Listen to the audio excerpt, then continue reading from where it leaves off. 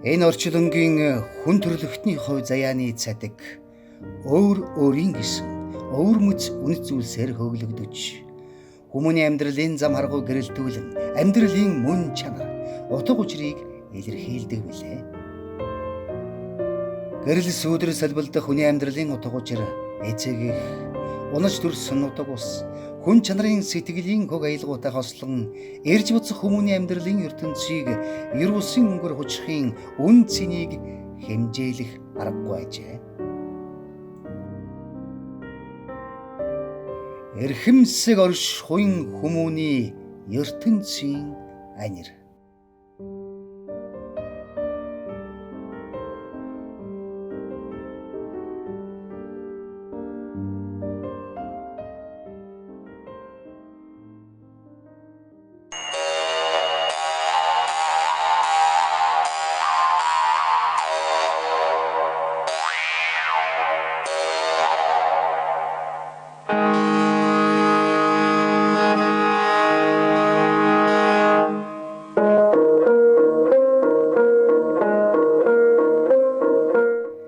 Азийн зулаа дээр орших Монгол орны баруун хязгаар ховд нутгийнхны хувьдас хүмүүний амьдралын ер бусын хөг агшигт хөтлөгдөн олон жимийн цадиг түүхийг туулж иржээ. Их говийн шижирдэх шаргал алтан хөрснөөс урлаж сийлсэн гэмээр сүр бардам алтай их улсын нөмөр бараанд ховдын дарив сумд ажил амьдрал буцалж өтгсийг үдэж нялхсыг тосч үдэн хорвоогийн жаманд хөдлөгдөх ажээ.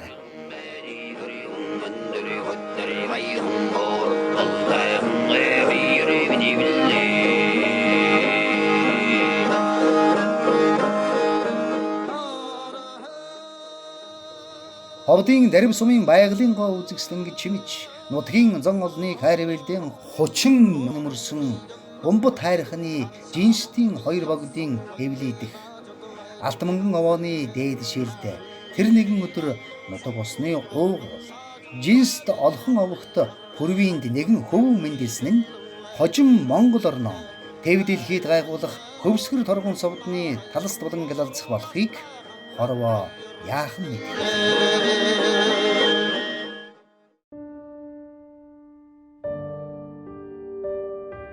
Москва хотын Нэхмэлийн дээд сургууль төгссөн Дамдин Жав Монгол гэдэг их айлын ажимдралын ундраг болсон Тэмээний ноос Ямааны ноолврын туршилтын үйлдвэрээс эхлээд өнөөдөр дэлхийд танигдсан говь үйлдвэрийг удирдан ажилласан түүний ажил амьдралын он цагийн урсгал зам мөр ямагт гэрэлгээгээ датуулж иржээ. Эх орныхон хөгжил эгэл түмнээ сайн сайхан амьдралд хөдлөх ухаарлын нандин мөн чанарыг балчирхан насанд тэртээ хол одсон эцэг бүрийн сэтгэлийн шивнэ захиж үлдээсэн бойцай.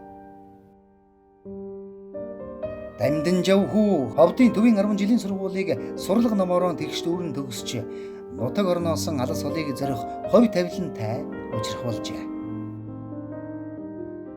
Ахт өнөр дотроо бид нас амаа гэж авгаалдаг байсан. Ард түмэн болохоор нэртээ говийн дамжиж өгөөд агуулсан байдгийн. Анд назар нь болохоор Японд дамжиж өгөөд өргөмжилсэн байдгийн ийм нэртэй зүстэй хүн байсан.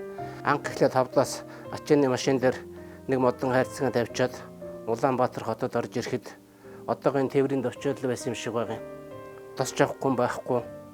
Тэгээд модон хайрцагийн дэрлээд тээврийн төвчөн дээр онцгоод налаах руу болоод өглөө нэг ажил зуглах ороо ажил тарах үед нэг автобус явдаг байсан байгаа. Тэгээд налаах дээр очичээд тэгээд баавдар сураад анх удаа хотод ингээд явж байсан. Аав ээжийн голомтоос үлдсэн тэр бор модон хайрцаг Дамдин Жав хүүд эрдэм номын дундар шиг үнэт эрдэнэ байсныг зүүн совингороо тэр тээж явсан бизээ. Улаанбаатар хотод дээд сургуульд орох конкурсын өндөр шалгуур босхийг төвөггүй тавж зөвлөлт холбоот улсын нийслэл Москва хотын Нэхмэлийн дээд сургуульд суралцах оюутны томилолт өвөрлөн Алтан Москваг зоржээ.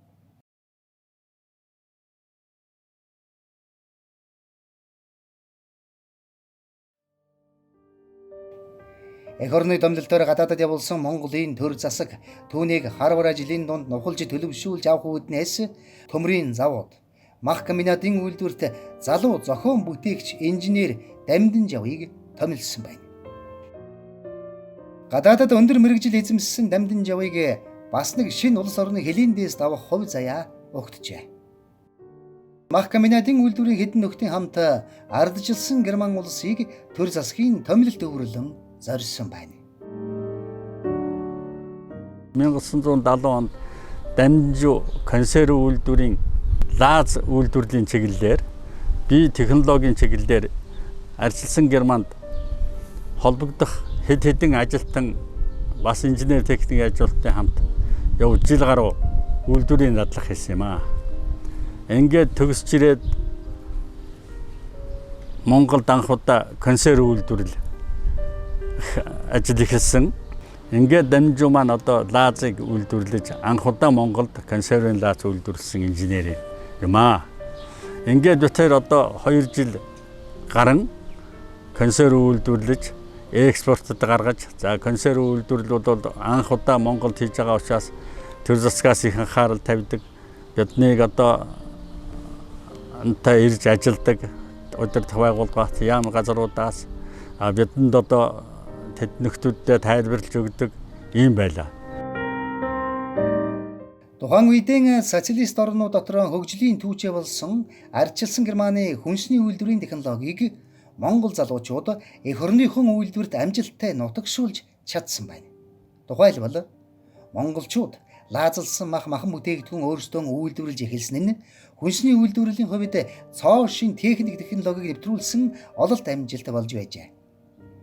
Мах комбинатын төрөл бүрийн махан бүтээгдэхүүний консервны шат амжилгын тэртех он жилүүдийн үйлдвэрийн өнгө төрөх түүхийн кино хальсанд мөнхрөн үлдсэн нь энэ юм аа.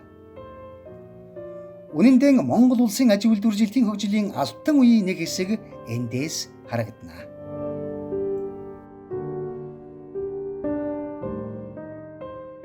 Үйлдвэрийн анхан шатны нэгжид тороохгүй ажиллаж сайн инженер болохоо нотлон харуулсан Дамдин Жавыг хөнгөн хүнсний үйлдвэрийн яаманд дадаж улсын аж үйлдвэрийн хөгжлийн бодлого боловсруулагчдын албанд тохоон томилсон нь улс зөв хүнээ сонгож тавьсан шалгуур байлаа.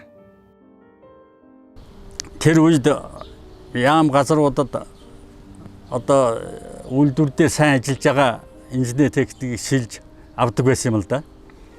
Ингээд манай Дамжин яамд ирж ажиллах болсон. За Дамжин бол өөрөө ажилд өөрөө их шаргуу, даалгасан ажлыг цаг хугацаанд нь хийдэг, эрэм дараагийн сайн гаргадаг ийм инженер л дээ. Монголын мал сүргийн дотор ааш амгт ашиг шин багтай гэж гоочлогдсон Ямаан сүргийн толгой мал аж ахуйн бүтцэд гавьтай ховжин эзэлдэг байсан юм а. Бас тэмээний тоо толгойч адилхан байсан юм. Үнэн дээр хөдөөгийн айлууд сайлын ганц хоёр ямаагээс тооцвол нэг их өсгөж үржүүлдэггүй байжээ. Харин тэр ямаа гэдэг амьтан Монголд төдийгүй дэлхийд асар их эрэлт хэрэгцээтэй алттай дүүх сүрэг болж өсч үржих цаг үе ирж болохыг ямаа өөрөө эсвэд хийгээд хариулж малладаг малчдын зүүдэн ч орж байгаагүй гэжээ. Ямааны ноолуур алт болон хувирах эд шидийн үндсийг хөнгөн хүнсний үйлдвэрийн Дамдин сайд тавьсан билээ.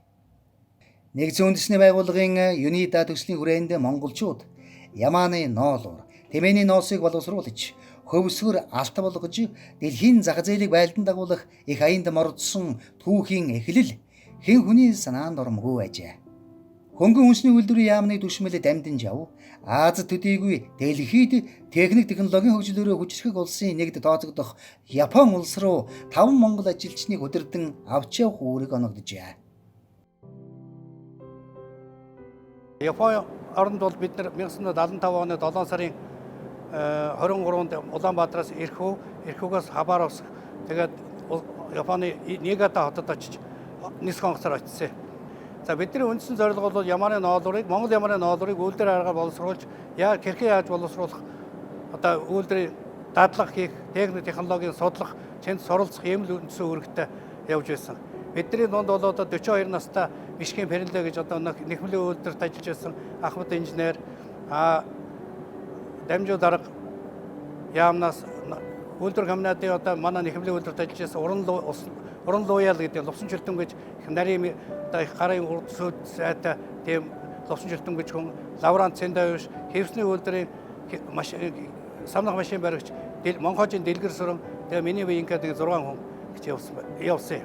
Шимэ хүчийг тасхан байдаг. Тэнд ноолрыг боловсруулдаг үйлдвэр компани байсан Хаяши Норзуу уул гэж. Дараагаар нь Келосялах машин үйлдвэрлэдэг Ториго Фүүс гэж машин үйлдвэрийн фүүс. Энэ үндсэн хоёр үйлдвэр дээр бид нэр үндсэн хугацаагаа өнгөрөөл дадлаг хийсэн ийм төвхтэй. Манай группийн ахлагч Дамжинжаас одоо ярилцлага авч Монголоос одоо ирсэн 6 инженер одоо техник ажилчдын тухай тэр орон нутгийн сонин дээр хэвлж нийтлжээс ийм төвх байдгийг. Алс холын социалист хөгжлийн загвартай өөр нийгмийн хэв маягтай орноос ирсэн монголчууд Японы хэвлэл мэдээллийнхний анхаарлыг яаж татахгүй байх вүлээ? Японы Фукуяма мужийн орон нутгийн сонины сэтгүүлч группийн ахлагч Дамжинжаас ярилцлага авч тэр дорн нийтэлж олон мянган японочууд уншижээ. Энд их халуун байгаач бидний монголчууд их юм сурч байна. Ибара хотын иргэд сайхан сэтгэлтэй бас хотонч амьдрахад таатай юм а гэж группийн ахлагч Дамжинжав ярьсны дээр Монгол орны тухайч сонирхолтой зүйлүүдийг ярьж Монгол эх орнооч бас сурталчлаад авсан байна. 1975 он буюу одоогоос 40 гаруй жилийн өмнө Япон улсад хэвлэгдэн гарсан уг сонинг группийн ганц эмэгтэй гишүүн Цэндавиш нандин хадгалан иржээ. Тэрээр Дамжинжав даргынхаа удирдлагын дор олон жил ажилласан бөгөөд даргынхаа хувь хүн талаас нь хийгээд ажил чичээнгүү чанарыг хүндэлж бахархаж явдаг олонний нэг юм а. Манай Дамжинжав дарга бол ерөөсөө юмд ашгүй үнэнч шударга өөрөө өөртөө маш их гатуу шамд шаардлага тавьдаг их үнэнч альва юмд ерөөсөө сэтгэлтэй улс их орныхон төлөө гэсэн тэр агуу сэтгэл нь бол ерөөсөн тэр хүнийг ерөөсөн бүх талаар нь хөтлж давмгайлж чаддаг тэр агуулгаараа биднийгээ ч дагуулж чаддаг л тийм л агуу хүн байсан. Японд явсан анхны 6 үйлдвэрийн аргаар ноос ноолуур боловсруулах дадлагаа сайн хийж сурсны дээр бас өндөр хөгжилтэй оронд юм үзэж нүд тайлан эх орны зүг ганцаг дүүрэн ботсон байна. Дамжинжав дарга хөнгөн хүнсний үйлдвэрийн яамандан ажиллан үргэлжлүүлж боловсон хүчний асуудал эрхлэх болжээ. За Дамжинжав дарга таавал би анх 1981 оны 3 сард одоо нүүр болж танилцж байсан юм одоо төвхтэй. Энэ үед бол одоо миний бие Япон улсад инженерийн чиглэлээр сургууль сурахаар одоо явах яг тэр агшинд байсан юм. Тухайн үеийн хөнгөн хүнсний үйлдвэрийн яамны одоо удирдлагуудтай Японд төгсгөж байгаа Японд суралцахаар явж байгаа тухайн үеийн хоёр оюутныг одоо уулзуулж байсан. Надад Батчиргал гэдэг залуу хамт явж байсан.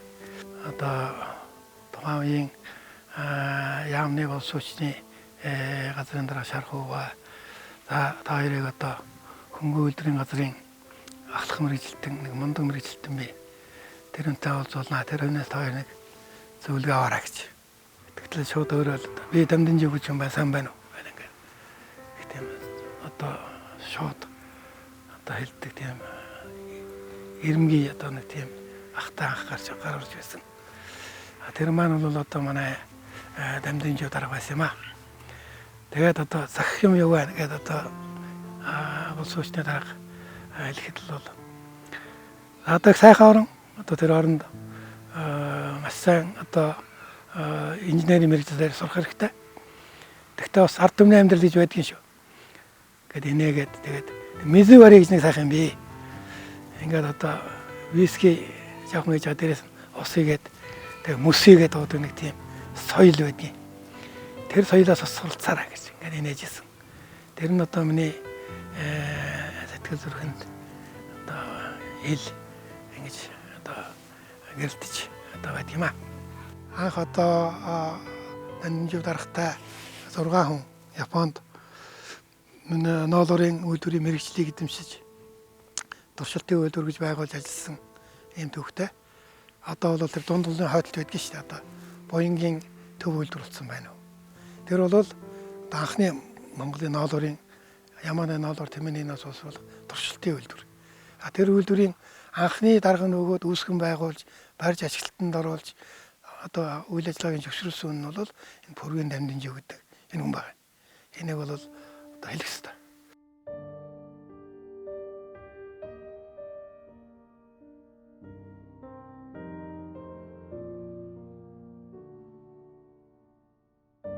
оны 2 сарын 23-ны өдөр энэ контейнерын бааз дээр их улаан цоошин улаан контейнерт хийдсэн меркурий тэмдэгтэй контейнер онгоолгоод гайл малийн үйлчлэгээр нь оруулахад дотор нь нөгөө торгой үйлдвэрийн тэрэг сайхан машинуудыг чинь хайрцаглаад атчихсан. Тийм л хүлээж аваад 76-оны 2 сарын 23-ны өдөр анх бид нэр контейнер нээж ингэж тоног төхөөрөмжийг хүлээж авчихсан юм. Тэгээд 78 оны 2 сараас эхлээд жвануудаа ноолрон утсаар юу хийж ирсэн. Ноолрон цамц анхны ноолрон цамц өдлөг нэртэй гарч ирсэн да. Тэгээ 2-3 оны үед бүр Америкийн Александр Пост Монголоос анхудаа ноолрон цамц экспортлож тэрний бол гэрээг нь бол дамжин дарга одоо энэ гадаад худалдааны хуучин экспорт нэгдэл гэж байсан энд ажиллаж байсан мэрэгчлэн эдгүүд явж гэрээ хийж ирсэн ийм л өгтөгтэй байд юм да. 1977 онд Дамжинжив Японтой түншлэхээр дахин Япон орныг зоржээ. 1970-ад оны дундуур хэвсний үйлдвэрийн ерөнхий инженер Дөгөрсөрөн, ноолуурын туршилтын үйлдвэрийн дарга Дамжинжив, хөнгөн үйлдвэрийн яамны хэвцгийн дарга Ёндонжин болон сүлжмэлийн үйлдвэрийн ерөнхий инженер Зумаа нар Японы аж үйлдвэрүүдэд танилцж туршлага судлахаар явжээ. Хоёр улсын хооронд 1970-ад оны дундуур эдийн засгийн хамтын ажиллагааны хувьд нааштай алхмууд хийгдэж байлаа.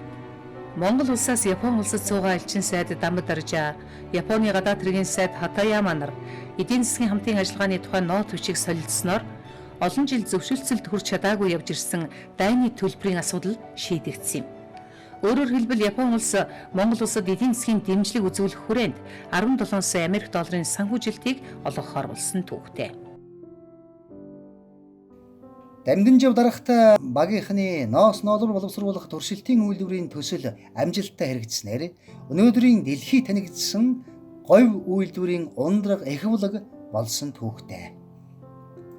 Цаг хугацаанаас эхлээд олон хүндрэл бэрхшээлийг туулж бүтсэн говь үйлдвэрийн хувь заяа Пүргийн Дамжинжив хэмээх эрхэмтэй салшгүй холбоотой. Одоо 1990 оны 3 сард одоо өсгөлэн зарлаад дөнгөж дуусчихваа засгийн газар огцорч байсан. Улс төрийн давчирч байгаа огцорч байсан үед наран нэг орж ирээд чи Франц явна хаа. Худалдаач үйлдвэрийн танхимынхын таамт яваад нэг хэдэн бүтээгдэхүүн борлуулад тэгээд зах зээл судалж чадах гэдэг байхгүй. Тэгээ одоо би чинь тэр чинь залуухан юм байсан. Ганцаараа 10 хайрцаг цамцтай. Тэгээ Оросоор дамжаад тэгээ Франц явдаг. Энэ үед бол одоо яасан сөрөгтэй байсан. Ямар ч айхтар тийм одоо сэтгэлтэй байсан. Одоо бол айдас үрээд явахгүй л дээ. Тэгэл одоо тэр термитв дээр буугаад бүх цамцнуудаа одоо гайлаар гаргачаад тэгээ буудалтай байж байршуулад дараагийн одоо тэр Парис явах онгоцонд захиалгаа өгөөд тэгээд эргээд одоо буудалтай ирээд маргааш нь буцаад нөгөө гайлаараа дахиж ороод ингэж явдаг ийм схемтэй байсан шүү дээ.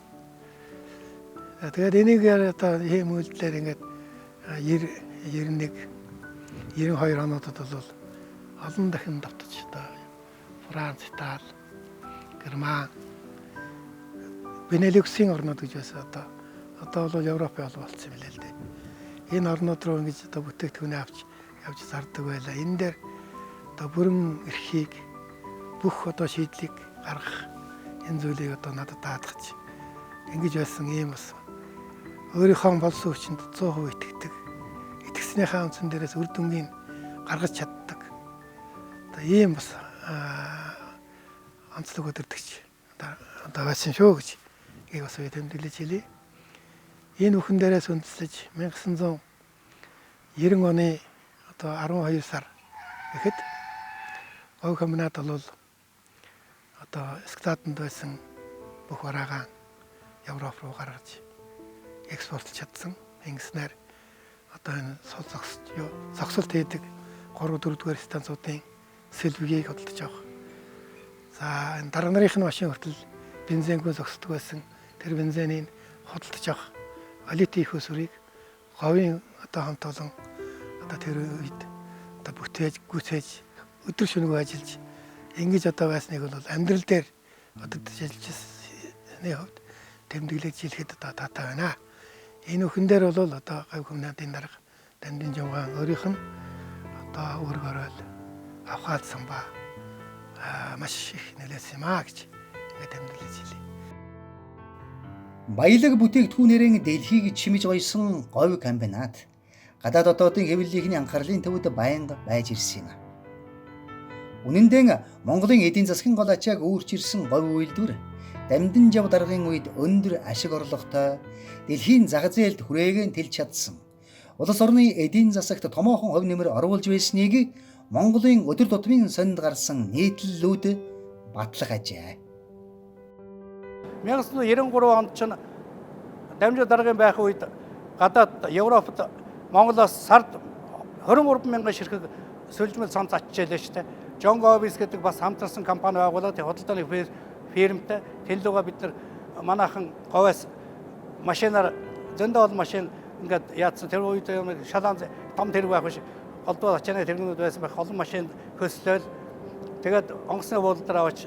Ил 76 гэж бүр том онгоцонд дүүртэн ачаад нисгэж яхсан ийм хөөгдөх би. Тэр бол их сайхан дурсамж байдсан шүү дээ. Дамжин дарга яг үед хийгдсэн ажил да. Топ шилдэг аж ахуйнуудын нэг энэ бол говь. Говь бол бидний бахархал гэсэн энэ уулзалт хэдхэн мөчийн дараа ирлээ. Тавтан морилын саатаж тэр сайхан онцгуудыг тааш гисэн сэтгэлдээ сэргийн саннуу гэж орж байна. Говь үйлдвэрийн ажил хөдөлмөр эд боцолж байсан алтан үеийнхний нэгэн сайхан дурсамж дүүрэн халуун дулаан уулзалт. Хүн бүхэнд ирж яваа уран цагийн аяс шиг дотн дулаахан ажээ. Монголын аж үйлдвэрийн эцэг болсон говь комбинатыг төрүүлж бойжуулсан Павнгийн Дамжин сайд аль 1975 оноос ноолуурын салбартай ажил амьдран холбосон говь үйлдвэрийг хөлийн дөрөнд гарын ганцхан хүргэж зах зээлийн хатуу хүнд үед говь үйлдвэрээ сайн удирдах бүр үйлдвэр хамт олно гэсэн сайхан сэтгэлийн үзүүрээр дэлхийд говийнхоо нэрийг алдаршуулсан Пүрвийн Дамжин хэмээх энэ хоёр эрхмээр уулзалтын эзэд бахархах ажээ.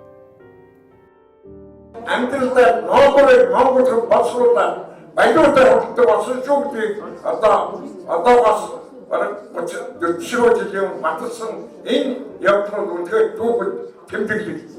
Үнэндээ энэ говь хүмүүстийг дотооддоо Дамжин сайд байгаагүй гадаад Японд талдаа элчин сайд дамдарч байгаагүй бол үнэндээ байгуулагдахгүй байсан. Энэ хоёр хүний аслар бүтэн жирмаалтаар энэ үйлдэл болсон юм аа. За тэгээд дуршилтын үйлдвэр байгуулагдаад анхныхаа бүтээгдэхүүний экспортод гарах чиглэлээр ажиллаж байсан. 1980 онд Америкт 10,000 ширхэг самцыг бид экспортлж чадсан. Энэ говь хүмүүст байгууллагаас өмнөх үе. Тэгээд тэр үеийн Нью-Йорк Таймсд нэг бүтэн нүүр Монголын ноолуурын тухай реклам гарч тэрийг элчин сайд байсан хүн нааш нь явуулж тэрийг энэ манай нам засгийн удирдлага яам богдыг үзэж баярлж байсан сайхан байсан. Монголын ноос ноолуурын салбарт 50 гаруй жил зүтгэж яваа хөдөлмөрч энэ эрхэм Дамжин даргынхаа шадар цэрэг шиг олон жил хамт ажиллаж үнэтэй сургам захиасыг нь ягштал баримталж ирсний үр дүнг өнөөдрийн хүртэл хөвсгөр цагаан алтныхаа өр өгөөжөөр нотлох ажээ. Дамжин дарга нэг тийм өвөрөөс онцлогтой хүн байсан. Гадуур үйлдвэрээ нэг 7 хоногч байдаг байсан бахад нэг тойрдог. Говийг одоо говьчийг уртчтай бараг 120 м байх шүү. Урт нь өргөн 80 орчим метр байгаа. Тэгээд зүүн талд нэг хэрэггүй хайдаг одоо нэгсэнд хаягдлын цэг гэдэг юм уу та. Тэр мэргээр явчихна. Тэгээд шуурхаа болно. Шуурхаадаар орж ирээд ой чи танаа цехээс тийм гарсан байх шүү. Ийм хэрэггүй юм хэрэгтэй юм хаягдсан байх шүү гэж хэлэхдээ зэрэг нэг удаа хоёр удаа хэлүүлээ сүүлд нь зугаан цехийн мастер инженер үчин тэнлүү чинь хэрэг аргийн юм зөвлөөлж хаяхгүй ш. Зөвхөн одоо шороо тоос яад юм байгаа одоо зайшгүй хаях юм бол хаяа түүс санамсаргүй нэг хэрэггүй юм хаях юм бол одоо шуурхаадаар асуудал болж тэр бол тодорхой хэмжээний хариуцлага яригддаг тийм зуршилтай байлаа. Монголын ноос ноолуурын салбарын хөгжилд оюуныхан баялаг хөдөлмөрийг зориулж галалтсан амжилт гаргаж яваа Дарима хэмээх энэ бүсгүй эрчүүдээс тутгааргүй том үйлдвэрийг удирдан авч явж Монголынхоо нэрийг дэлхийд гоёж иржээ. Түүний энэ амжилт бүтээл Дамжинжав даргын ажил амьдралын баялаг туршлагатай салшгүй холбоотойг тэрээр бахархан дурсаж байна. Би 1986 онд их сургууль төгсөөд тэгээд 87 онд говь хувьцаат компанид анх ажилд орж исэн. Өнөөдөр одоо энэ олон Монголд байгаа тэр олон ноолуурын үйлдвэрүүд үдий зэрэгтэй явж байгаа нь тэр хүний ач буй ингэж бодож байгаа. Яагаад би тийж дүгнжээ нэхэр Дамжинжав дарга бол бид намайг анх одоо говьд очиход бол альва хүн юм нэг ажилд одоо сурахаараа доороос нэгж сурах ёстой. Яагаад тэгэхээр энэ үйлдвэр маань үйлдвэрийнхээ үе шатыг мэдчихэж тэр хүн энэ үйлдвэрт одоо санхүүгийн ажил хийнэ. Тийм учраас заавал доороос нэхэж сур гэд намайг би анх говь компани тооцоо гаргах зэрэг хийж ажилласан. Тэрнээс хойш бол бүх дамжлага бүх үйлдвэрээр дамжиж одоо үдий зэрэгтэй яваад энэ сайхан том үйлдвэрт ажиллаж байгаа нь Дамжинжав даргын одоо сургасан, зааж яасан мэдлэг боловсролын үр дүн гэж би бодож тэр хүнд баярлж явдаг. Би 1981 онд говь үйлдвэрт ажилтнаар орж ажиллаад 2014 он хүртэл говь үйлдвэрт ажилласан. Энэ ажиллах хугацаанд 90-ад оны үед Дамжинжав дарга маань биднийг ажилд сургах, ажлын амт шимтгийг мэдрүүлэх их үйлсэд их хувь нэмэр оруулсан. 1994 онд би Дамжинжав даргаас аж үйлдвэрийн тэргүүний ажилтны цол тэмдгийг гардаж авч байлаа. Тэгээ говь үйлдвэрийг хөгжүүлэхэд улс орны энэ хөгжил нэмэрт Дамжинжав даргын маань үүрэг орол маш их байлаа. Нийгмийн цагийн аяс наашилж зөөлрсөн 1990 онд монголчуудын хэмэр цаг золбоог сэргээсэн. Бишрэл хүндлэлийн үнэт зүйл болсон мэгжиж жанрааскийг бүтээж салах буян хишгийн үүлээс өрнөж сэтгэл санааны хийгээд хөрөнгө мөнгөний хандив тусламж өгч байсны дотор говь үйлдвэрийнхэн үнэтэй хувь нэмэр оруулсныг өнөөдрийн говь компани ажил үйлсийн амжилт баттгаж байж болох юм а. Алс холын Япон улсад суралцахтаа үнэтэй зөвлөгөөг нь авч явсан тэртээ он жилүүдээс эхлээд сайн ах дүүгийн барилгаатай болж ажил хөдөлмөрийн талбартч шадар түшмэлээр ажиллаж ирсэн Төмөн Баяр гэдэг нэрхэм Дамжинжав даргынхаа тухай дуурсах дурсамж ихтэй. Одоо Дамжинжав даргын үед бол бид одоо энэ говь комбинатын 44 айлын орон сууц гэдэг энэ цэрэг хажууд байгаа том орон сууц 72 айлын орон сууц одоо энэ 13 дугаар оролд байдгийг. За тэр хойшоогоо 3-4 дугаар оролд байдгийг 24 айлын орон сууц гэдэг ингээд 100 гаруй айлыг одоо орон гэртээ болгосон ийм одоо төвхтэй. За тэгээд мөн одоо энэ ажилчдыг альжаал тайлах амралтын газрыг байгуулах хэрэгтэй гэж. 1989 оноос хойш 91 оны хооронд гачууртын одоо хойшоогоо шар хоолойн амны дээшээгээ шар булаг гэдэг газар одоо говийн амралтын газрыг анх байгуулж байлаа. Тэр үед одоо амралтын газар байгуулдаг тийм чадвартай аж ахуйн нэгжил бол байхгүй байсан шүү дээ. Тэгээд зах зээлийн одоо эхлэлийн үе учраас бол юм болгоныг анхдагчаар нь бол говь дандаа явдаг. Ийм л одоо байсан. Одоо ч гэсэн одоо тэр хадгалсаар л явж байгаа болов гэж ингэж бодож байна. За манай ажилчид бол одоо тухайн одоо тэр хүнд нөхцөлтэй үед цалингаа бол бүтэн авдаг. Дээрээс нь одоо бас долларын цалин хүртэл одоо авдаг байсан. Ийм одоо үзэгдэл тухайн үед бол байдаг байсан. Нийгмийн доторх одоо хүмүүс бол говь руу их шуурдаг, говь руу ажиллахыг боддог. Говьтай амьдралаа залгуулахыг боддог ийм одоо цаг үе одоо байсан юм аа. Энэ бол сайхан дурсамж юм. Тэр утгаараа ч гэсэн говийн нэр хүнд одоо ч гэсэн өндөр хэвээрээ байгаа болов гэж ингэж бодож байна. Говь үйлдвэрийнхэн бас соёл урлаг спортын давцанд өөрийн гэсэн имиж, омогшил амжилтыг шингээсэн эвшиг хамт олон юм аа. Говь үйлдвэрийн амжилтын олон нэр хүндийн оргил бахархлын нэг бол ан хоёр начин. Манай Дамжинжав дарга бол говь компани ажилчин ажилтны дунд спортын уралдаан тэмцээн зохиох тэдний одоо нийгмийн асуудлыг шийдэхэд маш их одоо анхаарч ингэж ажилтдаг юм дарга байсан. Тэгээд миний хувьд бол 86 онд би говь үзэл компанид ажилчнаар орж ирсэн. Тэгээд 94 онд би Монгол Улсын начин болоход Дамжууд дарга маань хүлээж авч уулзаад ажилчин хүн одоо ингээд үйлдвэрийн ажилчин хүн Монгол Улсын начин боллоо. Ингээд тэгээд үйлдвэрчний хорон даргаа босгож дуудаад за одоо байр байна уу гэсэн байр байна гэсэн намар ашиглалтанд орох шинэ байр байгаа. За начин үйлдвэрээс начин болсон одоо энэ анх хоёртой 2 байраар одоо цолын мэлаж явна гэх. Тэр үед одоо би чинь байр мээргүй байсан. Маш их одоо баярлж байлаа. Үйлдвэрийн хамт олон надад одоо бас маш их хүндэтгэл үзүүлж байсан тэр үед. Дамжууд дарга маань ер нь бол өөрөө их нийтж өөрөө их юу спортыг дэмждэг. Ялангуяа үндэсний үеийн спортыг бол маш их дэмждэг. Намайг барилдах болгонд ямар барилдаан болох гэж байна. Хаана барилдах вэ? Хэд давуу гэж таар болгондоо асууж идэг. Ажилчин ямар байна? Амьдрал чи ямар байна гэж ажилчин болгоныхоо төлөө санаа сэтгэл тавьж идэг. Ийм одоо мундаг дарга байсан. Би бас тэр үед энэ үнэтэй цэрэг нь болж одоо ажиллаж исэн хувьд бас бахархаж явдаг.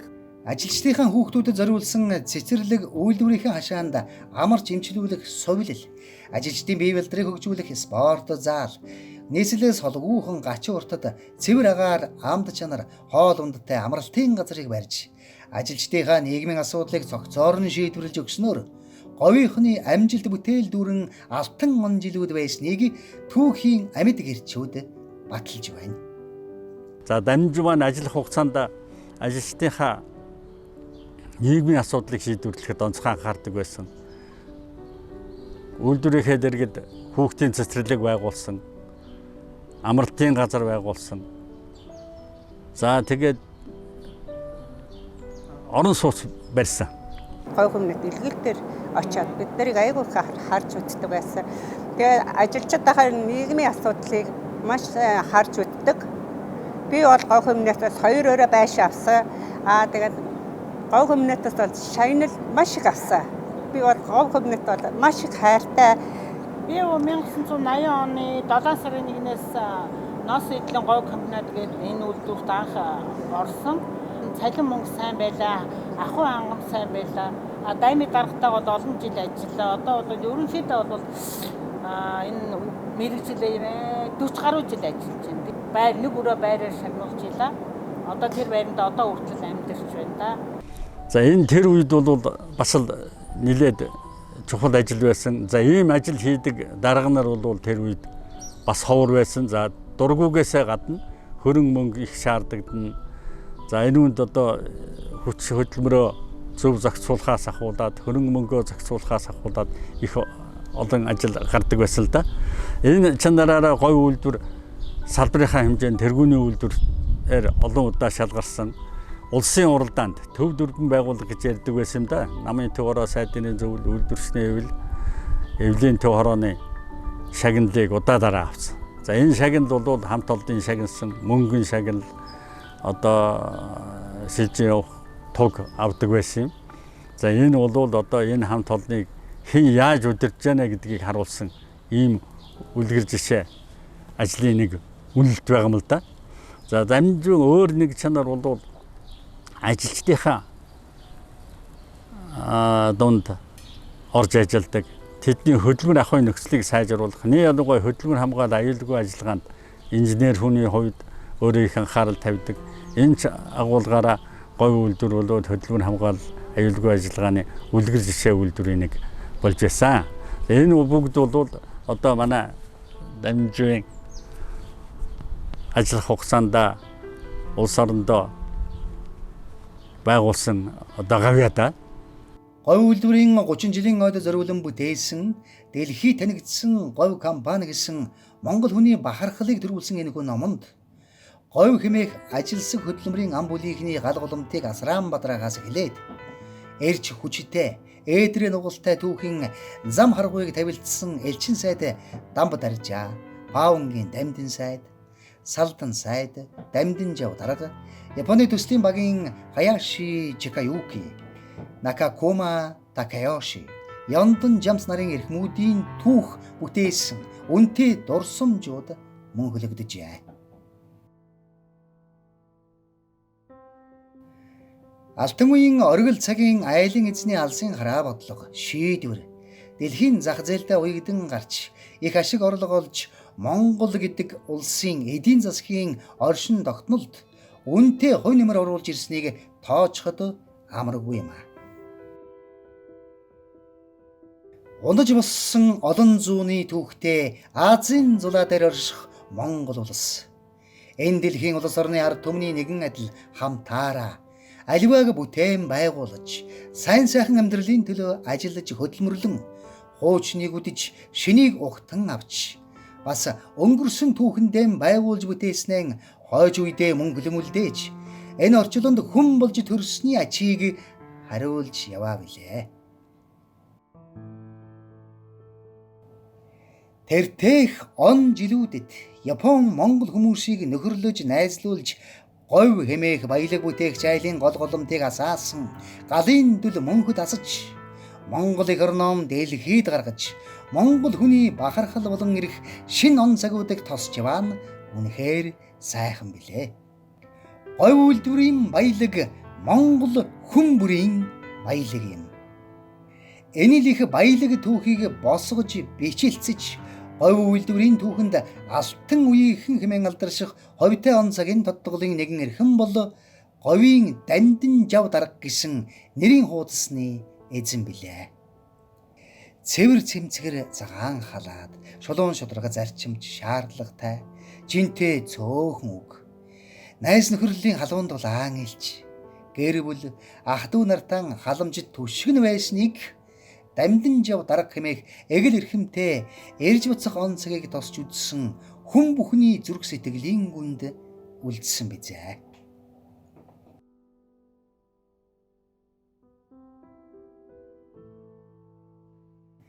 Сайн ахын өмг түшиг гэдэг бол юутаач эсвэрлэмгүй ачлал байдгийг хэмжиж тооцох аргагүй билээ. Дандин жав хэмээх амаа ахыхаа зулаад эрлэж өсөж төрөн өдий зэргийн эр хүн болсон улс эх орондон усны бадам дор чимээх нэрийн хуудас болсон түүний зүрх сэтгэлийн гүнд ахын хайр ивэл сургаал үлгэр дуурайл мөнхөд оршихажээ. 68 онд төгсж ирээд одоо энэ алтан дэвшиг хөндөд Улаанбаатарт гал голомтаан бадраагаад тэгээ энд одоо бид бүхний араасны ахын бадраасан гал голомтоос бид бүхэн одоо бүгдээр ингээд Улаанбаатарт сурчлаа. Өөр хүүхэд нь олон боллоо. Ач зээнэр нь олон боллоо. Ийм сайхан ахын югаар бид ингээд алтан дэвшийн дөрвөн уулынхаа дунд алтан дэвшийн хөндөд ингээд айд өрх болсон. Одоо би бол ахыгаа бол өстой бидний овог дотроос мянганы хүн л гэж нэрлэнэ. Нийгэмдээ ах маань бүтээсэн зорьсон юм бол маш их байдаг. Тэгэхээр ах маань бол ард түмэндээ хөдөлмөрийнхээ гараа эхлэхдээ тулгын жулуугийн тавиал тулгын зэнгидэл төмөрийн завод ажиллаа, дараагаар нь идэх уух мах комбинатд хоол хүнсийг бэлдээд, дараагаар нь өмсөх зүг говь комбинатд байгаад ингээд өмсөх зүг ард олондоо тулгын чулуугийн идэх хоолын өмсөх гуцын дээрээс нь улс эх орныхоо тухайн үед маш ховор байсан валютын нөөцийг төрөвчөнд нь мөнгө нь хийж өгөөл ийм л гавьяатай хүндээ ах маань. Тэгэхээр тухайн үед чинь валютгээ чим ховор манайхаас экспортод гаргадаг бүтээгдэхүүн байхгүй. Тэгэхэд ганцхан говь Монгол улсын нэр хүнд болж иш ингэж Монгол улсынхаа валютын эсрэг бүрдүүлж байсан ийм сайхан агуу бүтээн байгууллагууд маань газардаа хамгаалагдаад үлдсэн. Монгол эх орныхоо оршихуй нэгэн хүндлэл, хайр, бахархал, омогшил болсон Дандин жав хэмээх эрхмийн сайн сайхны чиг шугамын үргэлжлэл тосч үдэх он жилүүдтэй хамт мөнхөн хүмүүний сэтгэлийг хөглөх болохыг сайхан аавынхаа гэгээлэг зам өрөөр бахархах тулгын 3 чулуу болсон хүүхдүүд нь баталж чадах юм аа. Цэлийсэн их тал нутагтаан тааваран амьдран суух монголчууд бид ээж аав ахан дүүс ураг төрлийн барилдлагаа гэдэг бол Монгол хүн бүрийн зүрх сэтгэлээс эрхэмлэн дээдэлдэг өвөг дээдсийн үнэтэй уламжлалт өв юм. Овд аймгийн Дэрвэ сумын уугуул жинст олхон овогт бүрвийн ургийнхан 90 оны ихээр ураг төрлийн халуун ам бүлээр энэ суглаж сэтгэл зүрхний халуун дулаан уулзалтын торгон агшин энэ ургийнхны түүх болон үлдэжээ. Энэ л сайхан учирлыг жинст олхон овогт бүрвийн дунд хөвөн улс эх орныхон хөгжлийн нэг том төлөөл болсон дамдин жав хэмээх эрхмийн нутаг ус удам угсаагаан гэсэн нандин сэтгэлийн овдос ийхүү тамгалан мөнхлөн үлдээжээ. Одоогоос 30 гаруй жилийн өмнө Дуран авианы дүрсэнд мөнхөрсөн энд хуран цугласан балчрууд өдгөө эрийн цайнд хүрч ураг төрлийнхөө угсаа залгамжийг үргэлжлүүлж яваа бол өтгөөс буурлууд нь тэнгэр газараасаа баярлан харж яваа бизээ.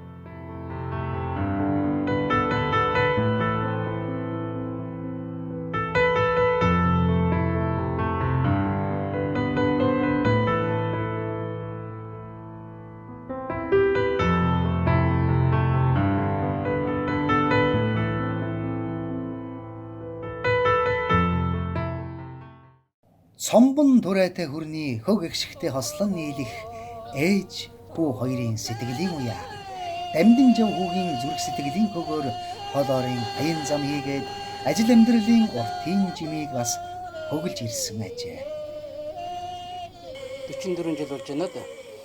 Тэгээ сая баваа төрж байгаа дурсамжинд байлаа. Талиагаж ахыг маань цомбон дуруудаа эвлэхээ аялждаг байсан гэж. Тэг одоо энэ нэртний дуг ямар аятайхан дуулахын ихтер ах хэлжсэн байна. Ээж их дуулдагаас учраас ээжийн гоёгаар ингээд үлдсэн ах ярьжээч. Тэгэнгүүт нь би нэгэн санаад би 1976 77 оны хооронд оюутан байсан. Тэгээ тохоо үед магнитофонтой ирчих зуныхаа амралтаар ээж дүүтэйг одоо энэ явж байгаа дug манай ээж 60 гарсан хоёр өгшин дуулж байгаа юм.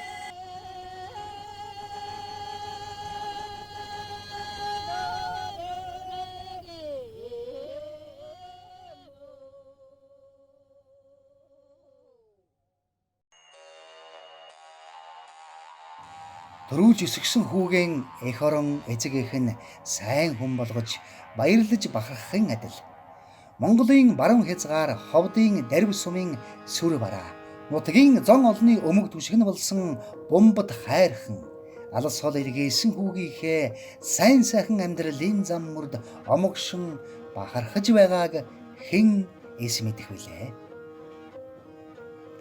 Эрхэмсэг оршихуун хүмүүний ертөнцийн анирыг өгүүлэв.